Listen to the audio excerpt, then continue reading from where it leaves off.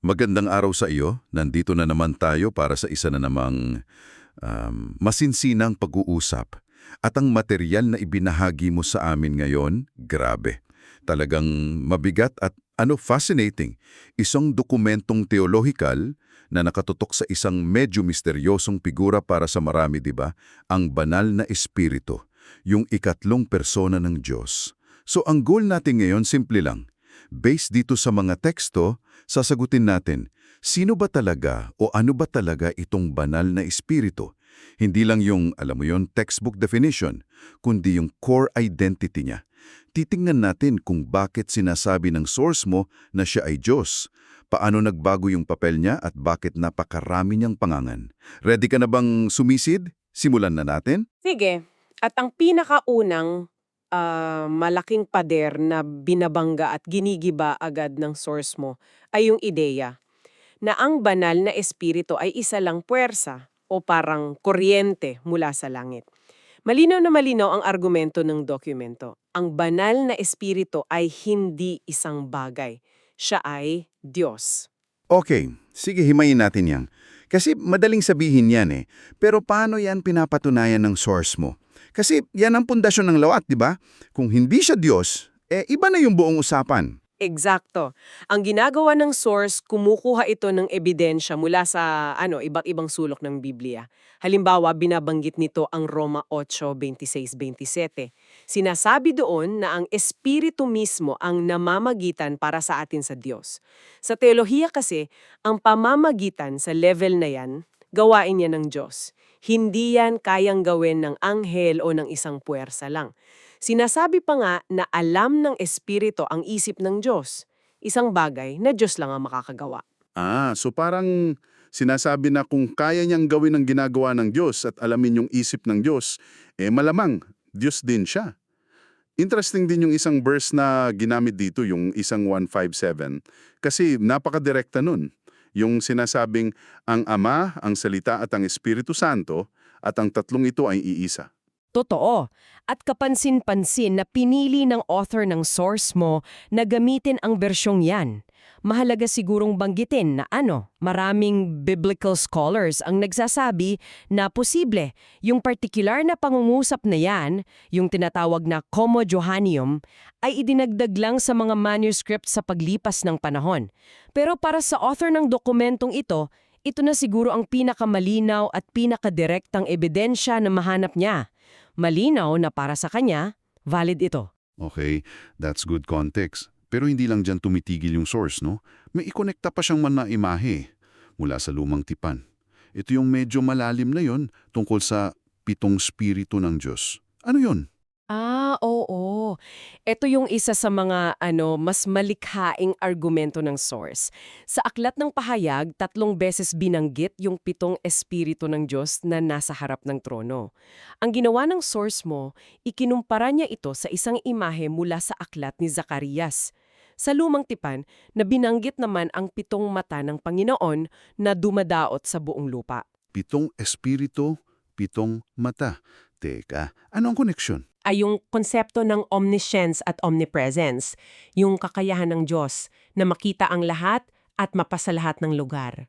Sa lumang tipan, yung 7 mata ang simbolo niyan.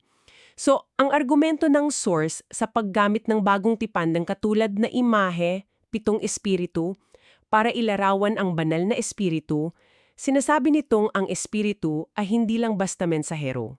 Siya mismo yung mismong presensya ng Diyos na nakakakita at nakakaalam ng lahat. It's a clever way of bridging the two testaments. Kumbaga, hindi lang siya basta-basta. Siya yung all-seeing God. Wow! Okay, that makes sense. So hindi lang ito basta listahan ng verses. May pag-uugnay talaga ng mga simbolo. Pero may idinagdag siyang kondisyon dito. Sinasabi na ang presensyang ito ay para lang sa ilan. Tama. At dito na tayo papasok sa isa sa mga pinakamahalagang punto ng buong dokumento. Sinasabi rito na ang pag-aha ng banal na espiritu sa loob ng isang tao ay nakalaan lamang para doon sa mga nahugasan na ng dugo ni Kristo. Okay, wait. That's a huge claim. Kasi kung ang espiritu ay Diyos na laging nariyan, bakit may kondisyon? Ibig sabihin, May malaking pagkakaiba sa kung paano siya kumilos bago at pagkatapos ni Jesus.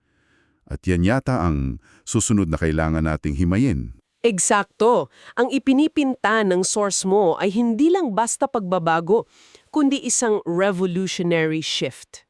Binabanggit nito ang Juan 7:39 na nagsasabing, sapagkat hindi pa ipinagkakaloob ang Espiritu, sapagkat si Jesus ay hindi pa niluluwalhati.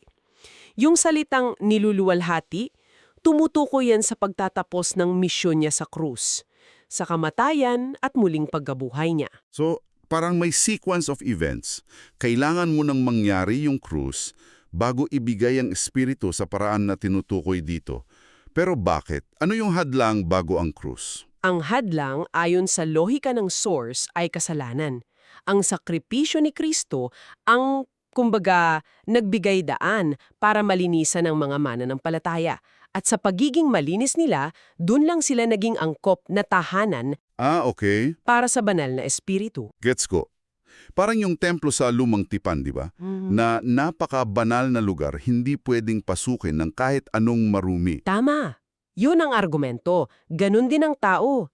Kailangan muna ng paglilinis bago manahan ang presensya ng Diyos sa loob. Kay David, o napuspos ng espiritu si Samson, sinasabi pa nga sa unang Pedro na ang espiritu ni Kristo ay nasa mga propeta na noon pa man. Ano yon? Hindi ba't pananahanan na rin yon? Napakagandang tanong niyan. At direkta itong sinasagot ng source mo. Ang pagkakaibang iginumbuhit nito ay sa pagitan ng pagdalaw at pananahan. Yung nangyayari sa Lumang Tipan ayon sa dokumento ay isang uri ng external na pagkilos. Ang espiritu ay sumasa kanila o kumikilos sa kanila pero para lang sa isang particular na layunin at panahon. Para magbigay ng propesiya, para magbigay ng lakas o para mamuno. Parang isang divine influence na panlabas. Inimumungkahay pa nga ng source na posible sa pamamagitan pa ito ng mga anghel. So parang God with them for a specific task, pero hindi pa God in them permanently. Tamang-tama, yun mismo ang punto. Yung konsepto ng indwelling, yung permanenteng pananahan sa loob ng katawan, na ginagawang templo ang isang tao, ay isang pribilehyo na para lang sa panahon ng bagong tipan, naging posible lang dahil sa ginawa ni Kristo. Ang pagkakaiba ay parang sa isang bisita na dumalaw sa bahay mo kumpara sa isang kapamilya na doon na talaga nakatira. Magkaiba ang level ng intimacy at permanence. That's a powerful analogy. Ang laking pagbabago niyan sa relasyon ng Diyos at tao. At apektado rin pala nito kung paano natin siya tinatawag. Dito na yata pumapasok yung iba't ibang pangalan ng espiritu na inilista sa source mo. May espiritu ng Ama, espiritu ng Anak. Espiritu ni Kristo, espiritu ng pag-aampon. Sa una, parang ang gulo pakinggan. Iba-iba ba silang espiritu? Yan ang gustong linawin ng source na hindi. Iisang persona lang yan pero bawat pangalan ay nag-highlight ng isang partikular na aspeto ng kanyang gawain at ng ating bagong relasyon sa Diyos. So parang iisang tao lang pero pwede mong tawaging doktor sa klinika, tatay sa bahay, at professor sa eskwelahan. Iba't ibang titulo depende sa role niya sa buhay mo. Perpektong analogy yan. Kunin natin halimbawa yung titulong Espiritu ng Anak sa Galatia. Tinawag siyang ganyan dahil siya ang nagbibigay sa atin ng kakayahang tumawag sa Diyos ng Aba Ama. Yung Aba, isang napaka-intimate na salita yan parang daddy o papa. Isipin mo, sa Lumang Tipan, ang konsepto ng paglapit sa Diyos ay puno ng takot at distansya, di ba? Ngayon, dahil sa Espiritu ng Anak, ang relasyon ay nagiging napaka-personal. Relasyon ng isang anak sa kanyang ama. Espiritu na gumagawa sa ating mga anak. So, konektado pala talaga. Ang pagiging ampon at ang kakayahang tumawag na ama ay iisang resulta lang pala. Oo, ipinapakita ng source na ang mga pangalang ito ay hindi lang mga label. Sila ay mga functional descriptions. Espiritu ng Diyos dahil mula sa Ama siya. Espiritu ni Kristo dahil sa pamamagitan ng anak siya ipinadala. At espiritu ng pag-aampon dahil yan ang resulta ng kanyang pananahan sa atin. Ginagawa tayong legal at tunay na miyembro ng pamilya ng Diyos. Lahat yan, iisang banal na espiritu. Okay, malinaw yan. So, napag-usapan na natin na siya ay Diyos at nagbago ang kanyang misyon mula sa pagdalaw tungo sa pananahanan. Ngayon, may isa pang malaking punto ang source mo na kailangan nating talakayin, ang kanyang pagiging persona. Kasi hanggang ngayon, pwede pa ring isipin ng iba na isa lang siyang divine energy, di ba? Paano sinisiguro ng source na hindi ganon? Ginagawa niya yan sa pamamagitan ng pagpapakita na ang spirito ay may mga katangian ng isang persona. May isip, may damdamin, at may sariling kalooban o will. At ang pinakamalakas na ebidensya na ginagamit ng source, mula sa aklat ng mga gawa. Doon kasi hindi lang siya inspirasyon. Aktibo siyang karakter sa kwento. Parang sa Gawa 8.29, no? May eksenang tumatakbo si Felipe, tapos biglang sinabi ng Espiritu kay Felipe, lumapit ka. Hindi yan pakiramdam lang, di ba? Parang utos. Eksakto. Hindi sinabing naramdaman ni Felipe. Sinasabing sinabi ng Espiritu. Mas malinaw pa sa Gawa 13.2. Yung Espiritu mismo ang nagsalita sa mga lider ng simbahan. Ibukod ninyo para sa akin sina Bernabe at Saulo. Pansinin mo yung mga salita, para sa akin, itinawag ko, yan ang lingwahe ng isang persona na may sariling agenda at otoridad. Hindi lang yan, may mga pagkakataon din na pinagbawalan niya sila Pablo. May sarili siyang desisyon. Alam mo, naiintindihan ko yung punto. Pero kung maglalaro akong devil's advocate, hindi kaya yan mga paraan lang ng pagsasalita? Metafora para sa isang malakas na divine intuition, imbes na isang literal na persona na bumubulong sa kanila. Isang valid na tanong yan, at dito pinapasok ng source ang mga salita mismo ni Jesus sa Ebanghelyo ni Juan. Kasi doon, hindi na siya basta kumikilos. Binigyan na siya ni Jesus ng titulo. Tinawag niya ang Espiritu na isa pang mga aliw, or tagapagtanggol, sa Griego, Paraclete. At yung salitang isa pa dyan ay napakahalaga. Ang ginamit na salitang Griego ay alos, na ang ibig sabihin ay isa pa na kaparehas na uri, hindi heteros na isa pa na ibang uri. So, ang sinasabi ni Jesus, ako ang mga aliw ninyo ngayon. Pag alis ko, magpapadala ako ng isa pa na katulad ko. Isang persona, hindi isang bagay. Yun na nga.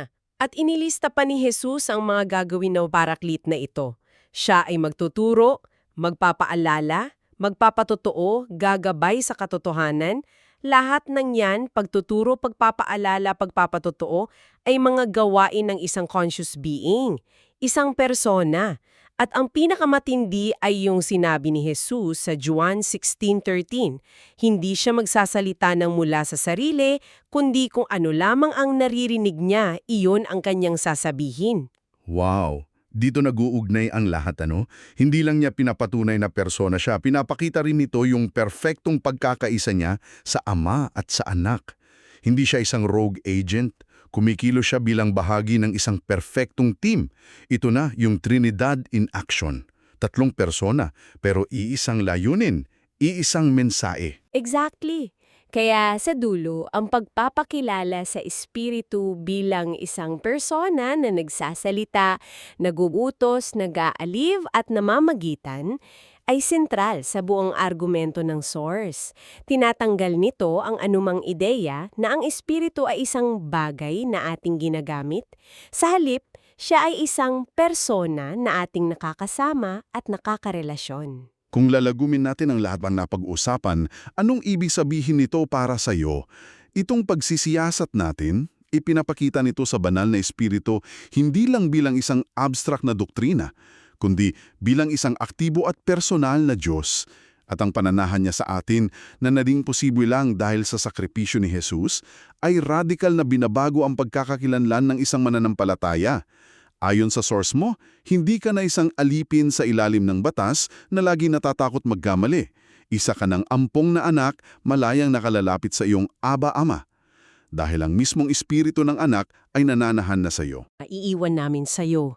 Binibigyang diin ng source na dahil sa pananahanan ng espiritu, ang katawan ng mananampalataya ay nagiging isang templo. Pag nilayanin mo ito sandali, Ang presensya mismo ng Diyos na noong unang panahon ay nasa isang pisikal at napakabanal na templo. Isang lugar na literal na nakamamatay pasukin para sa sino man maliban sa punong pari at minsan lang sa isang taon. Ay ngayon, ayon sa mga tekstong ito, ay personal nang nananahan sa loob ng isang ordinaryong tao. Kung totoo yan, anong sinasabi nito tungkol sa tunay na halaga, sa sagradong layunin at sa hindi pa natutuklasang potensyal ng buhay ng isang tao na isinusuko ang sarili sa gabay ng espiritong iyon?